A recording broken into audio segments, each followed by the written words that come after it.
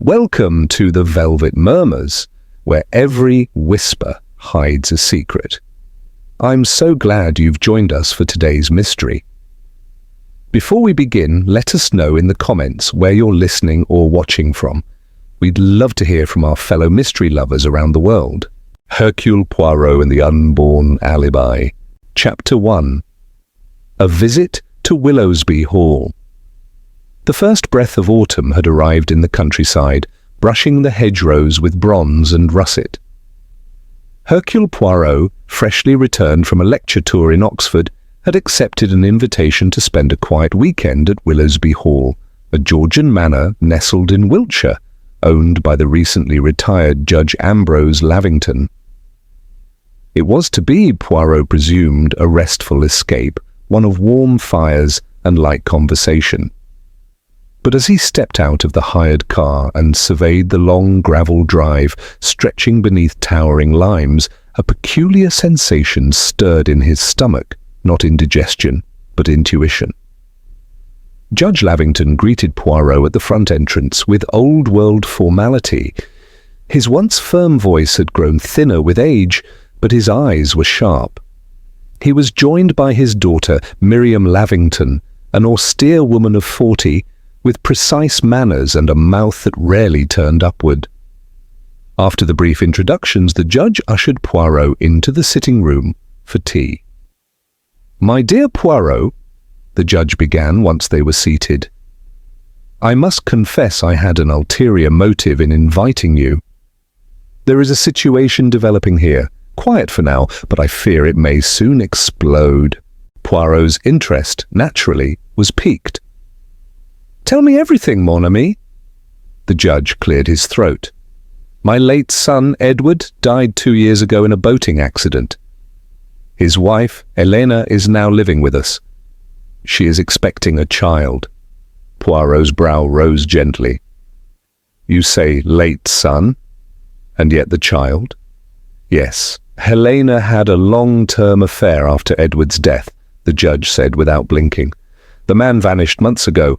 Now she insists the child is Edward's." "Curieux," murmured Poirot. "And you do not believe her?" "I want to, but my daughter Miriam is not so charitable. Nor are others in the house. There have been, disturbances." "Disturbances?" Poirot's moustache twitched. "Whispers in the corridors, footsteps heard at night, objects moved or broken, notes appearing, anonymous ones suggesting disgrace. Helena insists someone is trying to frighten her." At that moment, the door opened and a young woman entered, pale as milk and heavily pregnant, her eyes large and wary. She wore a lavender dress that stretched across her middle. Her dark curls were tied loosely back. "Helena," the judge said softly, "this is Monsieur Hercule Poirot." She gave him a small nod. "I've heard of you," she said, voice low. I suppose you're here to see if I'm mad." "Non, madame," Poirot replied gently, standing. "I am here to see the truth, that is all." Helena sat delicately on the edge of a tufted chair, hands cradling her belly. "There are things happening here, Monsieur Poirot. I know people don't believe me. I know they think I'm lying about the baby, about Edward. But I'm not. Someone wants me gone. I can feel it." Poirot observed her intently, the flutter of her fingers, the tremble of her lips, the bruises of sleeplessness beneath her eyes. She was not hysterical, not yet, but something was very wrong.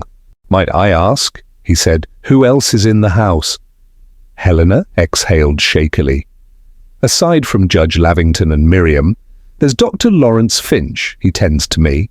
Miriam's friend, Miss Calabria, has been visiting from London, and Mr. Alfred Renshaw, the estate manager. And none of these have been, how shall I say, sympathetic to your condition." She bit her lip. "Calla pretends. The others, not at all." Poirot looked to the judge. "I should like to remain for a few days, with your permission." "Of course." As Poirot was shown to his guest room, a discreet chamber overlooking the gardens, he noted the layout of the hall, the grand staircase that bifurcated left and right, the creaking floorboards near the library, the oil portraits of ancestors with watchful eyes. Later that evening, as the household dined in a silence tinged with hostility, Poirot began his study of the characters. Miriam spoke little but watched Helena with hard scrutiny. Dr. Finch offered superficial pleasantries, his eyes rarely lifting from his plate. Miss Calla, a red-haired woman with bright lipstick and nervous laughter, tried to make light of things, though she dropped her fork twice. And Mr. Renshaw, a blunt-faced man in his 50s, merely chewed and stared at the tablecloth. It was Helena, however, who drew Poirot's gaze most often. Her fingers trembled slightly as she lifted her fork. Once, when Miriam made a passing remark about Edward's tragic lack of judgment, Helena's face visibly blanched. After dinner, Poirot took a short walk with Helena in the orangery. He inquired gently, "What exactly have you experienced, madame?" Footsteps. Notes slipped under my door. One morning, a rag soaked in some foul-smelling liquid was left on my pillow. "And the father of the child?" he asked delicately. "I told the truth," she said. "The baby is Edward's. I had his sperm frozen before his treatments during the cancer. He wanted a child, even if he wouldn't live to see it. It's legitimate, but no one believes me." "And this lover they speak of?" "A man named Theo. It was foolish, a distraction. But it ended long before I was pregnant." Poirot inclined his head. "Merci, madame. One last thing. Do you still have these notes?" She nodded. "In a box in my room." "Excellent. Tomorrow I shall begin with those." That night, as Poirot sat beside the fire in his chamber, he reviewed the first threads of his tapestry. A pregnant widow carrying a posthumous child, a disapproving daughter, a secretive doctor, a friend with a hidden agenda, and a caretaker with the eyes of a man who sees too much. Already he had sensed the lies pressing beneath the surface. But which lies were meant to protect, and which to destroy? He closed his notebook and whispered aloud, "The mind is like an attic, full of clutter. Let us clear it one item at a time."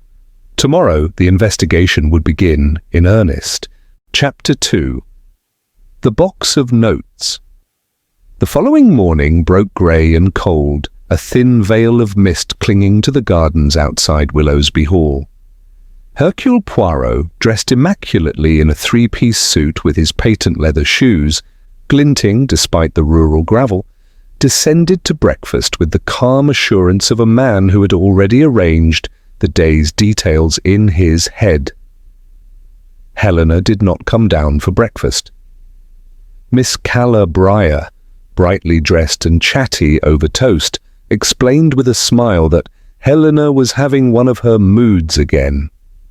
Poirot caught the false note in her voice immediately. Judge Lavington had already left for the study. Dr. Finch arrived late, stifling a yawn. Miriam appeared brisk and cold, her morning newspaper folded like a weapon.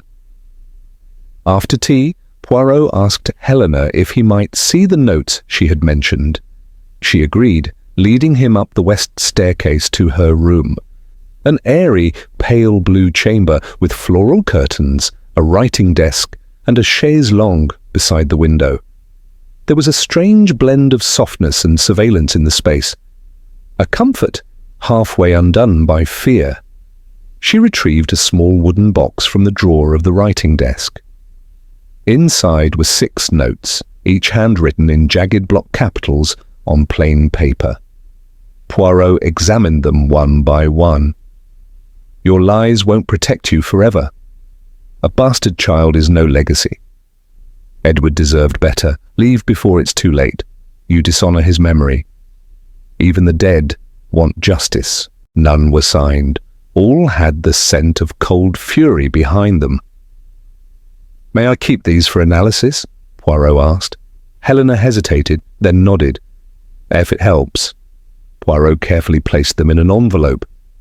You did not recognize the handwriting? No, she said. But I think one of them smelt like Cala's perfume. Ah, Poirot raised a brow. And this perfume, it is distinctive? Yes, Lily of the Valley, very sweet. Poirot inclined his head, pocketed the envelope, and took a slow tour of the upper floor. The corridor outside Helena's room offered two branching directions. One led to Miriam's suite, the other toward guest rooms, including that of Cala Briar. A narrow linen cupboard stood between them, its door slightly ajar. Inside was the faintest scent, cloyingly floral. Returning downstairs, Poirot stepped into the garden for a walk. There, he found Mr. Alfred Renshaw, clipping the hedges with unnecessary force. Bonjour, Monsieur Renshaw, Poirot said cheerfully. I understand you have served the Lavington family a long time. 32 years, Renshaw replied, and seen more than I ever wanted. Poirot smiled lightly. And yet you remain loyal? Admirable. Tell me, have you noticed anyone lurking about? Leaving things, perhaps? Renshaw narrowed his eyes. I've seen Miss Miriam about late at night, snooping down the corridor. She don't trust that girl. Never did. You speak of Helena? Renshaw nodded. She may be having a baby, but she's always been trouble. Took Edward away from his family. Now she's playing the poor widow, but something's off with her. Poirot thanked him and walked back in, thoughtful. Bias, he noted, was a form of blindness. He spent the afternoon in the judge's study, examining the letters. They were printed, yes, but not entirely anonymously. One showed a faint fingerprint smudge in the margin. Another had a frayed left edge, as though it had been torn hastily from a larger page. And the fifth bore a minute stain, invisible to most but not to Poirot's trained eye. Lipstick, pink, a distinct tone. Not Helena's, her complexion suited softer colours. He turned to the household inventory Miriam had prepared years ago. The stationery used for the notes matched the notepad kept in the drawing-room bureau. That narrowed the suspect list to those with daily access to it, Cala certainly. Miriam, the doctor. That evening, Poirot returned to his room, passing Dr. Finch in the corridor. The man carried a medical case and gave a curt nod. Busy day, doctor? Just to check on Helena, her blood pressure's high again. Ah, may I ask, have you ever prescribed her sedatives? Dr. Finch paused. Light ones, nothing dangerous. Pregnancy can be stressful. Poirot thanked him and continued on, but an idea began to form. That night, a scream rang out through Willowsby Hall. Poirot bolted from bed and reached the upper corridor as others rushed out of their rooms. Helena stood at the far end, white as snow, hand trembling as she pointed at the floor outside her door. A small, folded note lay on the carpet. Poirot picked it up. The next fall will be from the stairs. Helena clutched the banister, her breath shallow. I'm not safe, she whispered. They want to kill me. Poirot escorted her carefully back into her room, noting how her dressing gown was slightly twisted, almost as though someone had grabbed her from behind. He made no mention of it then. Back in the hallway, Miriam was already directing the housemaid to lock every door. Cala stood silently by the staircase, arms folded. Her robe was faintly scented with lily of the valley. Dr. Finch offered Helena a sedative, mild, he claimed, but Poirot declined on her behalf. No, monsieur, I believe what she needs most is rest, not to be silenced. Once Helena had settled back into bed, Poirot stepped outside and turned slowly, inspecting each face gathered in the hall. Miriam, Cala, Finch, Renshaw, all now suspects, all with motive or access, but only one with the cruel patience to orchestrate this. And Hercule Poirot had just found his first true clue. Chapter 3. A knock in the fog. By morning, the household had frayed around the edges. Willowsby Hall, with its stone facade and symmetrical rose gardens, no longer felt like a country refuge. It bristled with tension. Poirot spent the early hours pacing the gravel walk behind the orangery, his hands clasped neatly behind his back. The autumn mist still clung low across the lawn, blurring the yew hedges and rendering the house's windows as dull, watchful eyes. He turned at the sound of a footfall. It was Miss Calla Briar, wrapped in a light coat, her arms folded across her chest. "Out for a stroll, Mademoiselle Briar?" Poirot asked gently. "Couldn't sleep," she said, her smile wan and forced. "The scream last night, it rattled me." "You were the first on the landing, I believe." She hesitated. "I was already awake. I heard something earlier, like a knock, at Helena's door, but when I stepped out, the corridor was empty." Poirot observed her closely.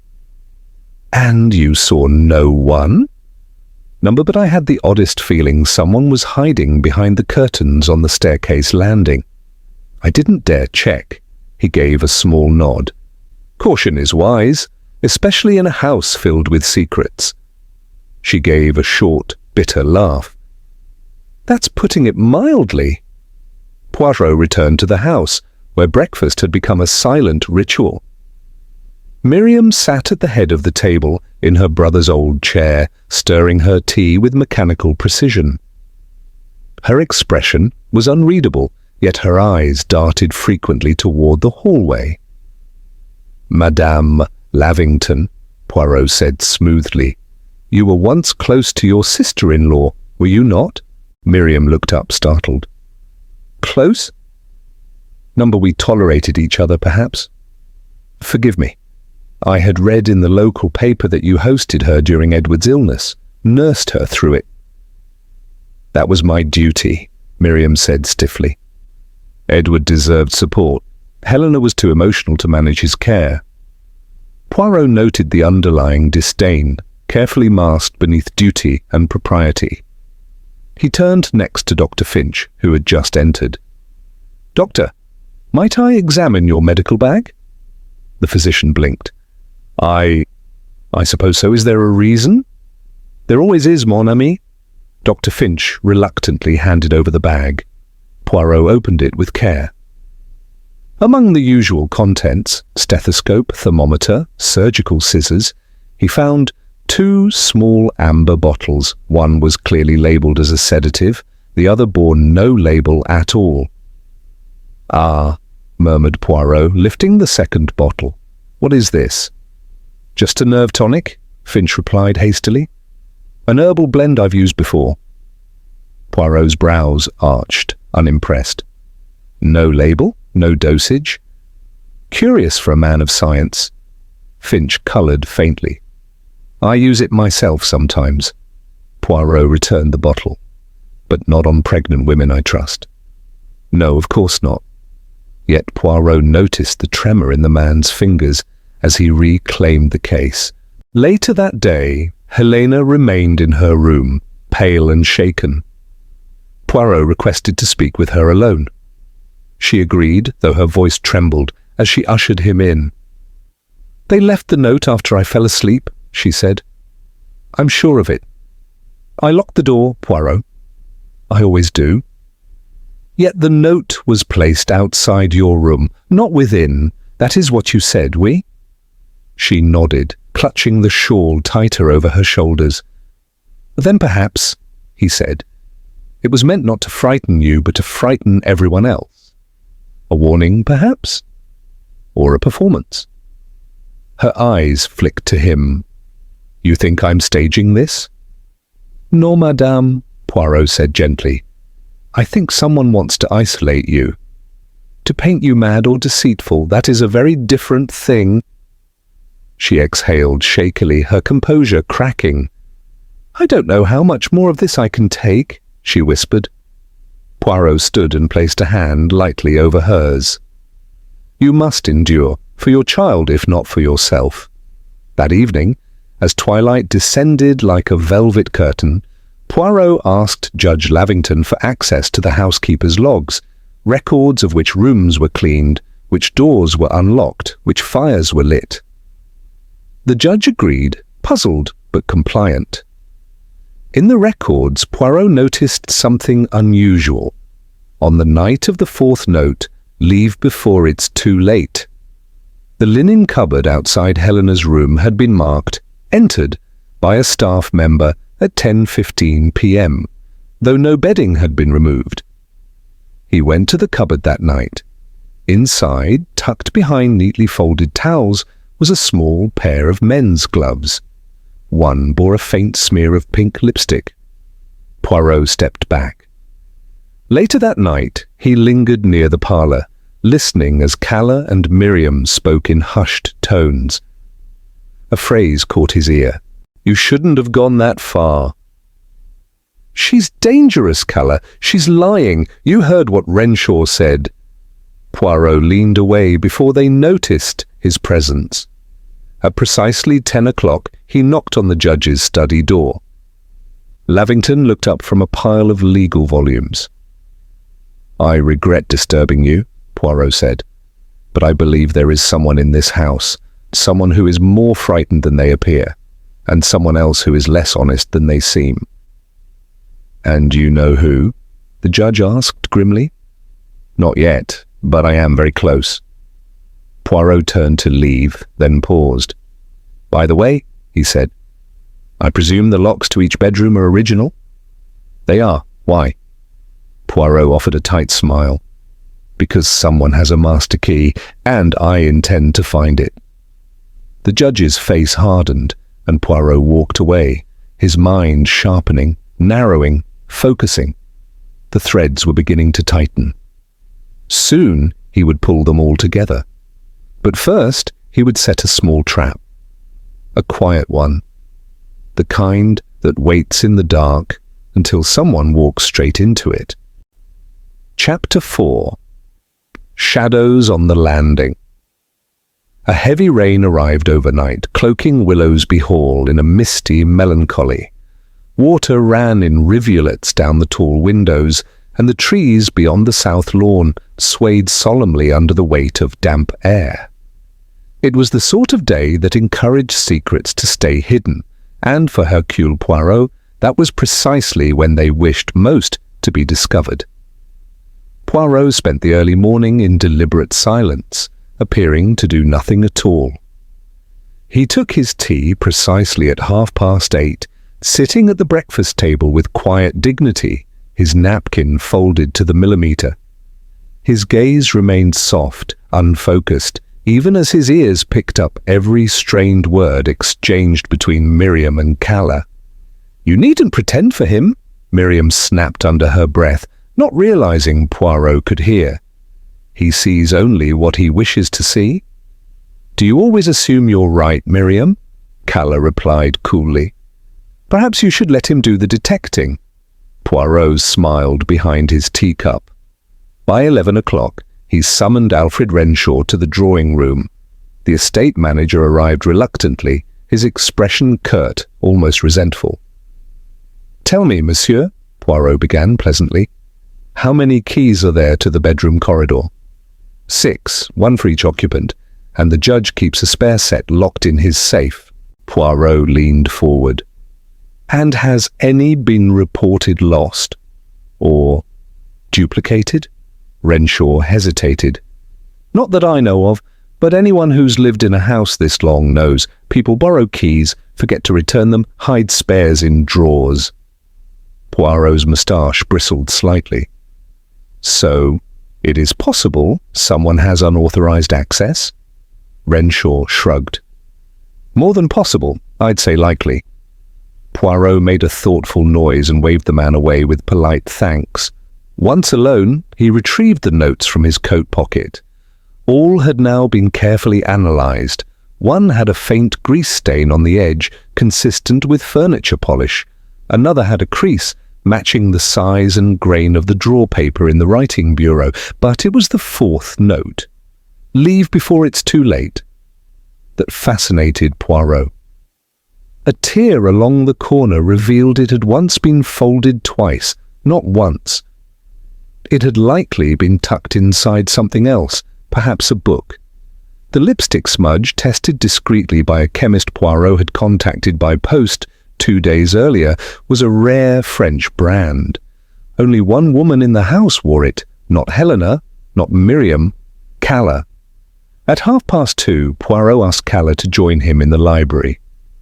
"I wonder, mademoiselle," he said mildly, "how well you truly know Miss Miriam Lavington." Calla blinked. "I've known her since school. We've remained friends ever since." Poirot tilted his head. "And yet, you mistrust her."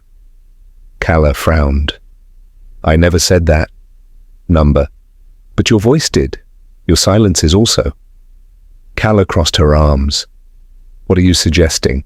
"I merely suggest this. Loyalty, when blind, can become dangerous. Has she asked you to do anything? Anything unusual?" Calla flushed. "I don't know what you mean." Poirot's tone remained gentle. "You have written at least one of the notes, mademoiselle." Her lips parted in shock. "That's absurd.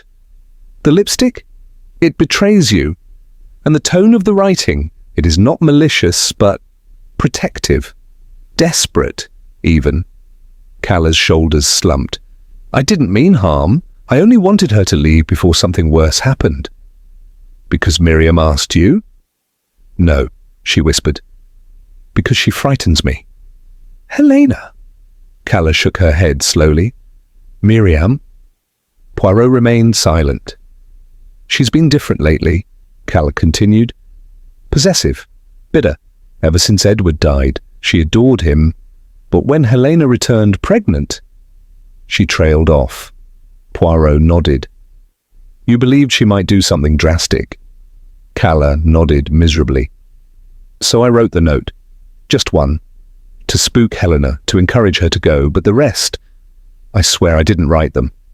Poirot stood. "Merci, mademoiselle, you may go." As she left, Poirot closed the door slowly, pondering. Now he knew. Not all the notes were written by one person. Someone had mimicked Calla's handwriting, someone with access and motive. That evening, Poirot met privately with the judge in his study. "You asked me once," Poirot began, "why Helena might lie about the child?" "Yes," said the judge, his face drawn.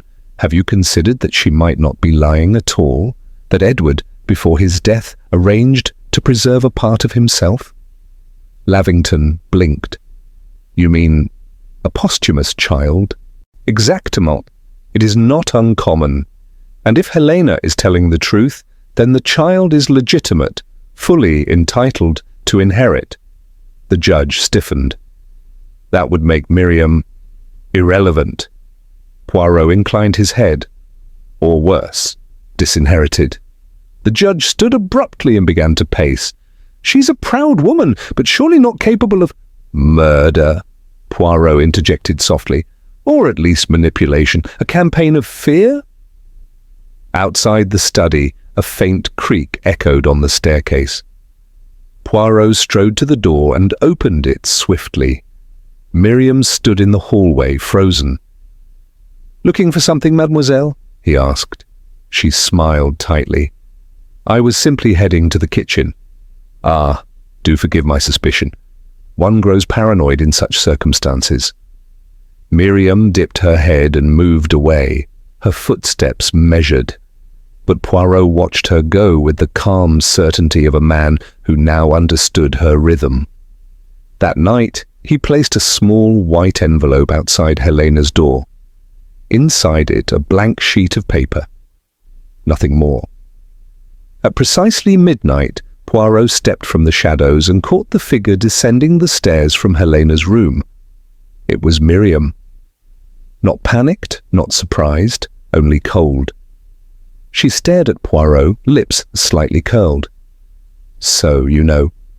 "I do," Poirot said softly. "But you are not alone in this, mademoiselle. Someone else walks beside you in the shadows, and I intend to find them." Miriam turned and walked calmly to her room without another word. Poirot watched her go, his thoughts racing.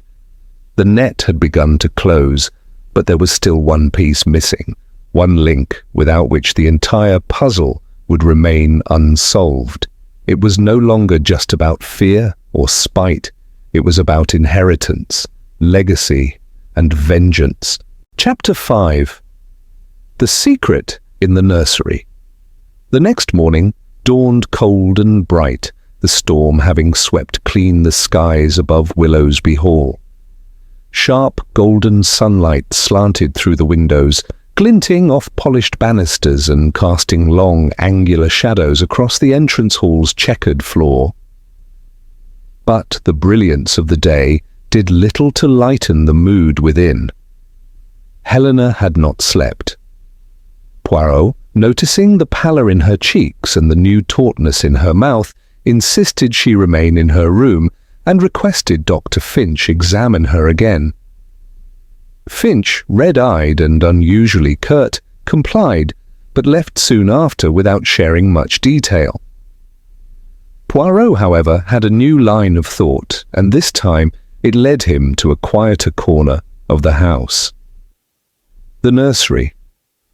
It had been redecorated weeks ago, the judge had mentioned. A soft yellow wallpaper lined the walls, pale wooden furniture stood ready, and a plush armchair rested by the window. But Poirot noticed, as soon as he stepped inside, that the room didn't feel welcoming. It felt staged.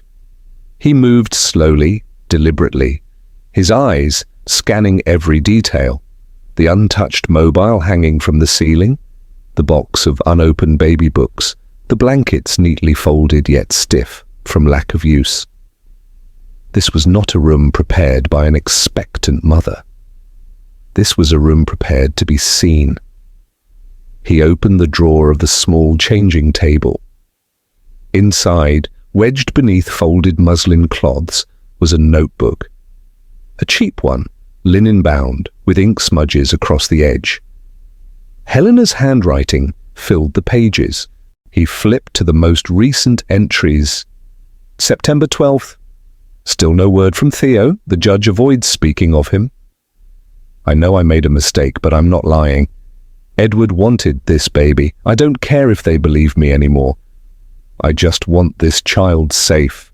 September 19th. I think someone entered my room. The door was locked, but the lamp had been moved. I heard whispers in the corridor last night. Calla? Miriam?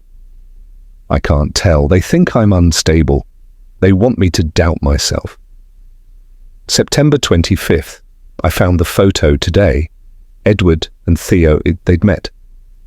I didn't know. What did Edward know? Poirot blinked. What photo? He searched quickly, systematically, through the drawers and shelves, until beneath the cot mattress he found a brown envelope. Inside was a faded photograph, clearly torn from a larger frame. In it, Edward Lavington stood on a pier beside another man, tall, broad-shouldered, unshaven, Theo. So they had known one another. Suddenly things shifted. This was no mere affair, this was personal. Poirot took the photograph and notebook with him to the study, where Judge Lavington sat behind his desk, a half-read legal text before him. I must ask you something difficult, mon ami, Poirot said gently, placing the photo down. Did you know your son had encountered the man named Theo? The judge looked at the photo, his eyes narrowing. Where did you find this? In the nursery, Poirot replied quietly. Judge Lavington sighed and leaned back in his chair. Yes, I knew. Edward once mentioned him, said the man was charming but untrustworthy. Helena brought him into their circle late, too late. Edward suspected something. He never confronted her, but I believe it wounded him more than he let on. And yet he still arranged for the child. The judge nodded slowly. They reconciled, quietly, a few weeks before his death. Edward feared he was leaving nothing behind. This child was his peace. Poirot studied the judge's face. And Miriam? Did she know all of this? Not at first, but recently, yes. She found the clinic letters in Edward's old bureau. That was shortly before the first note appeared. I see. Poirot stood, thanked him, and left with a new certainty forming. The motive had ripened.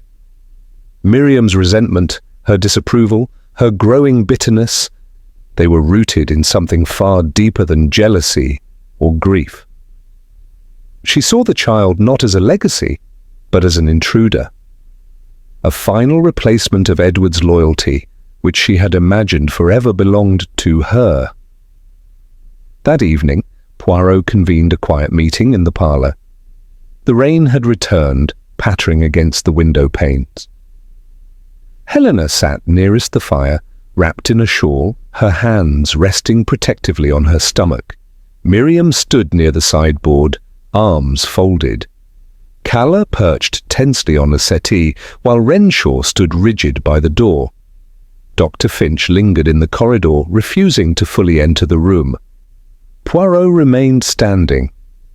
Mesdames et messieurs, he began, we are nearing the heart of this little tragedy. Before long the truth will out, but tonight I offer each of you one chance to come forward voluntarily, to admit to any role, however small, before the curtain is drawn. Silence. Poirot turned to Calla. Mademoiselle, you wrote one note. It was foolish, yes, but rooted in fear. You acted alone, oui? Calla nodded tearfully. Yes. Poirot turned to Renshaw. You cleaned the fireplace in Helena's room the day the note was found. You saw it? I did, Renshaw admitted. But I didn't read it. I thought it was just one of her pages. She's always scribbling. I swept it aside. Poirot gave a brief nod. And you, Doctor? He asked, fixing Finch with a piercing look. You prescribed sedatives beyond recommendation. Your tonic was not so harmless. Finch stammered. It wasn't meant to hurt her. No, said Poirot calmly. But it confused her, clouded her thoughts, made her easier to discredit. Finch looked away. Finally, Poirot's gaze rested on Miriam. You have said little, but you see much. You have watched your brother die and his wife rise again in his place, carrying a child you cannot bear to accept. Miriam's face remained impassive. You found the clinic documents, Poirot continued, and realized Helena was not only truthful, but untouchable. She had done everything legally. The child would bear the Lavington name. And you, who gave up marriage, children, and your own life for this family, would be cast aside. A flicker passed through her eyes. But you did not work alone, Poirot said softly. Someone has helped you, someone who stands to gain from Helena's departure, and I now know who. He turned slowly to the door, but he did not speak. Not yet. He would wait. One final night. Tomorrow the whole truth would be laid bare, and the unborn alibi would finally speak. Chapter 6. A lock without a key. The morning after Poirot's quiet confrontation, Willowsby Hall held its breath. The mood at breakfast was brittle, silverware clicked gently against porcelain, and no one dared speak beyond what was strictly necessary. Miriam barely touched her toast. Calla avoided everyone's gaze. Even Judge Lavington seemed unusually withdrawn, as though something invisible had taken root in the room, and none dared disturb it. Poirot sat with immaculate poise, eating a soft-boiled egg with practiced precision. His mind, however, was already several steps ahead. He had asked Helena to stay in her room that day. The weather outside was dismal again, mist curling along the hedges, low clouds pressing on the landscape. But inside, the storm was just beginning to rise. After breakfast, Poirot made his way to the upper landing. He stopped outside the linen cupboard the same one where he had previously found the gloves. He opened it slowly and examined the contents again. This time he noticed something new. Tucked at the back, beneath a folded woolen throw, was a small metal tin, the sort used for buttons or pins.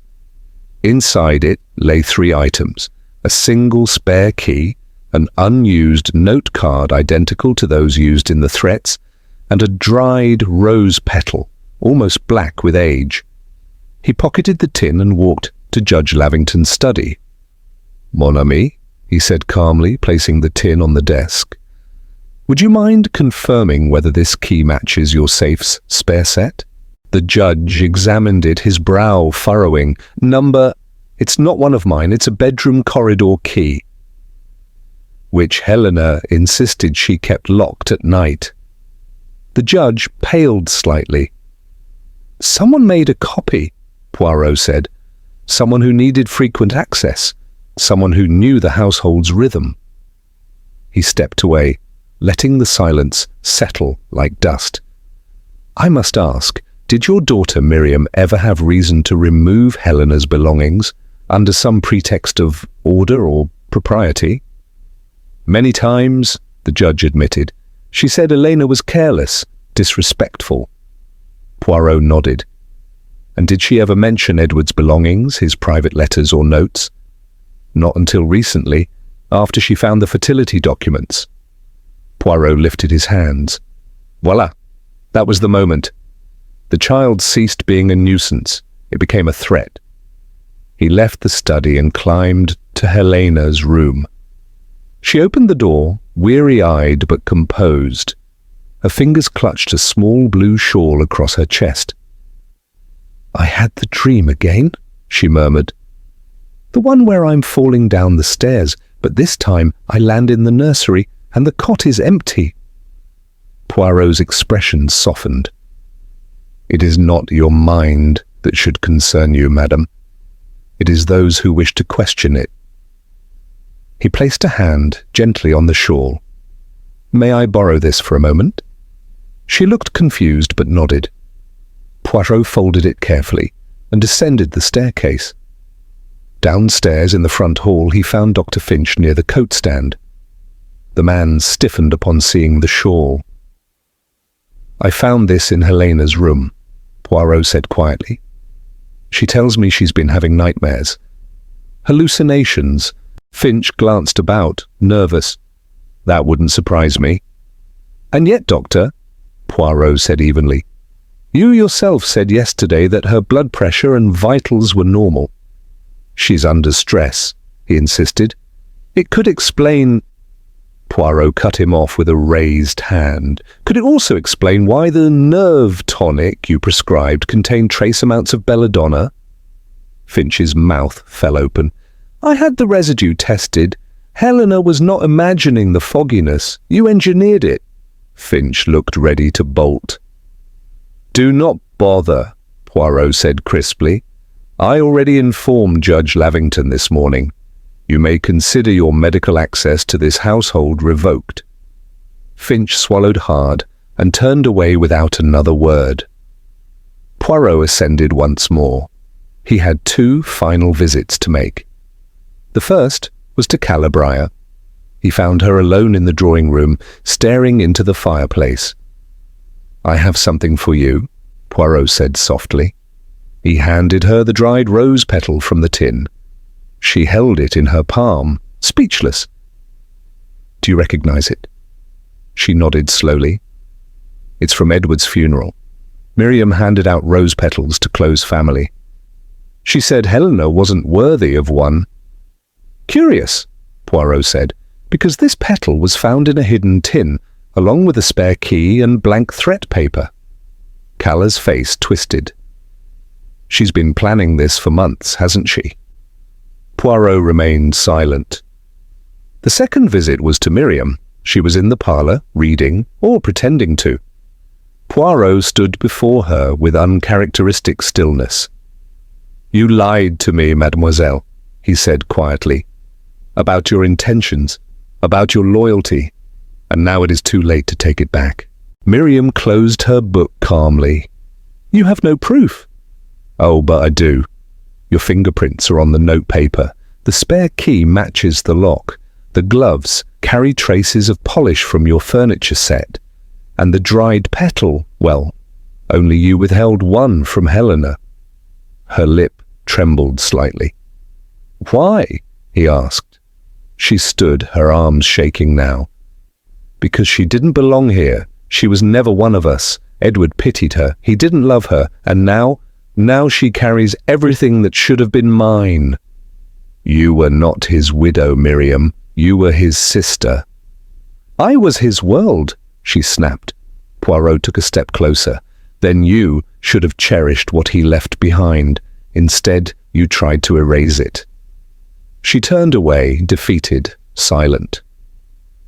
Poirot left her to the judge, who would make the final decision about what came next. That evening, Poirot returned to the nursery. Helena sat in the rocking chair, her face softer now, calmer. She clutched the same shawl Poirot had borrowed earlier. "Is it over?" she asked. "Almost," he said. "There remains only one detail left to confirm." He looked at her belly. "Madame, when exactly is the child due?" She smiled faintly. 4 weeks. Edward would have been proud.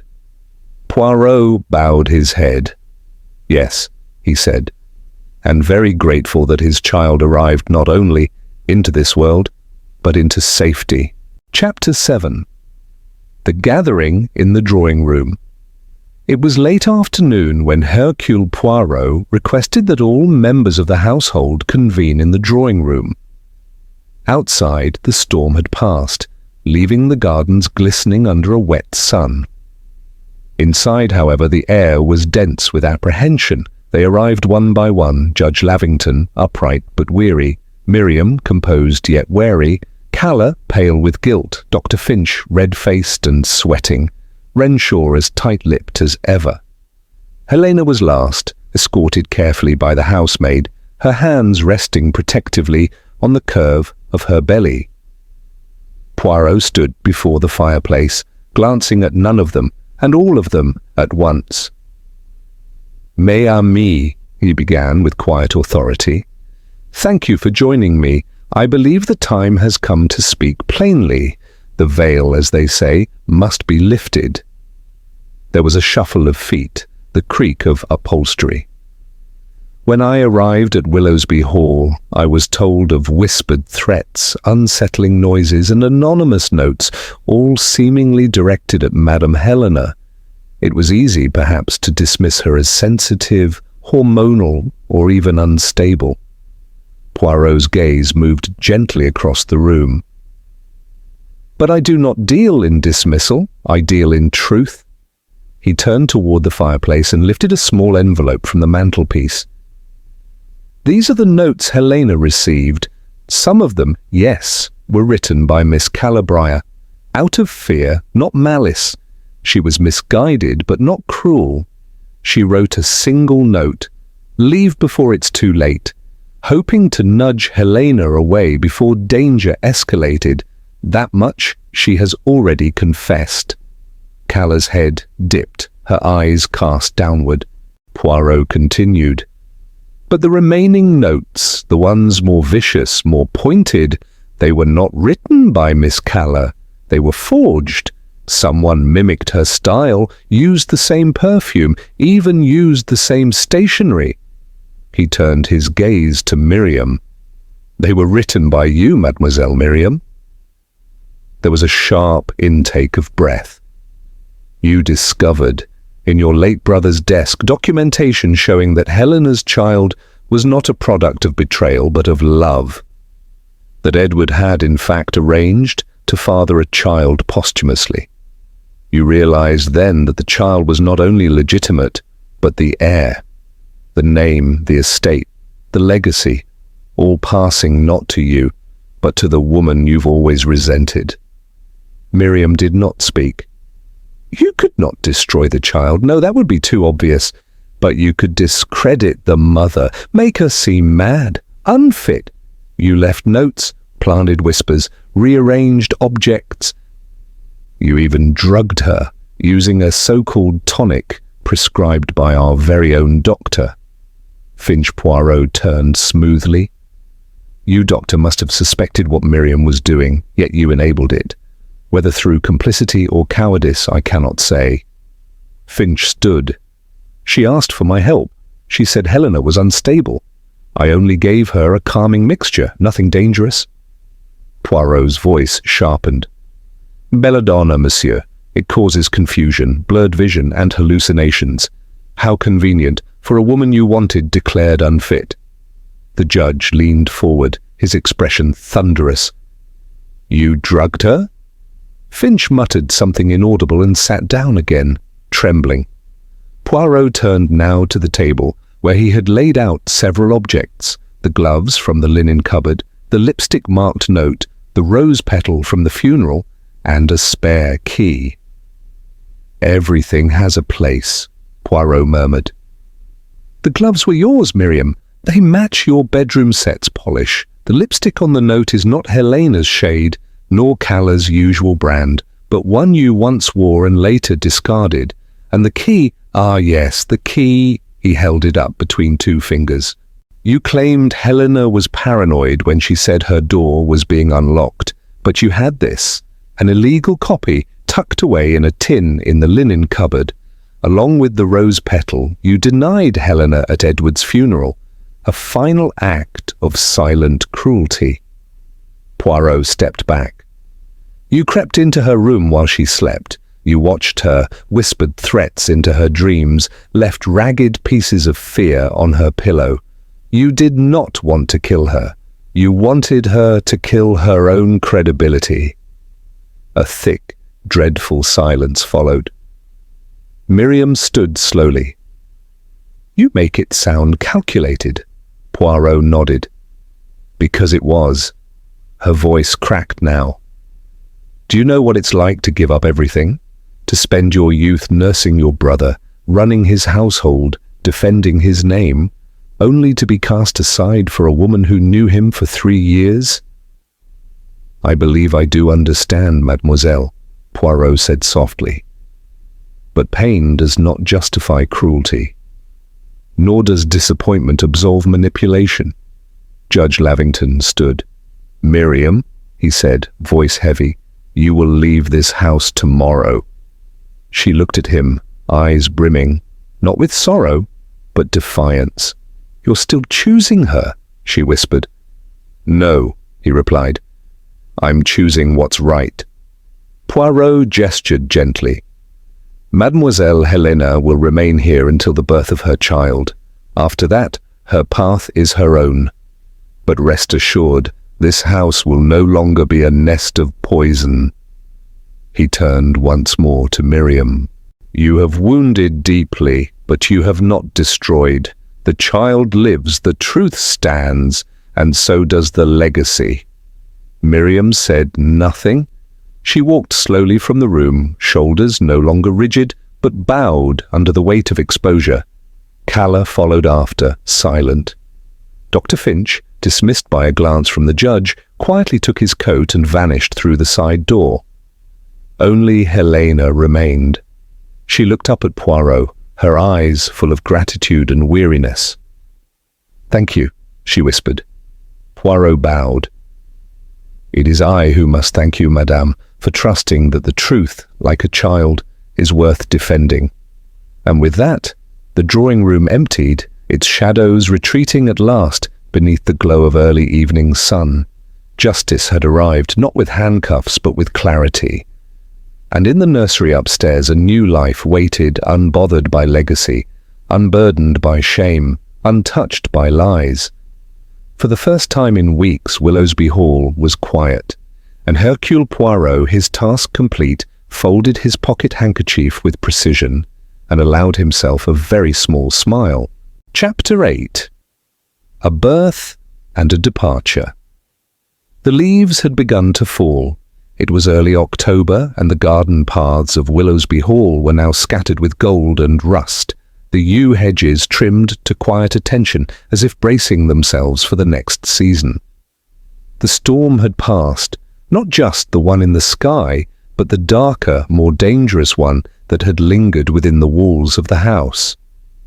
Inside, all was calm. Helena had given birth that morning, a quiet labor, swift but not without pain.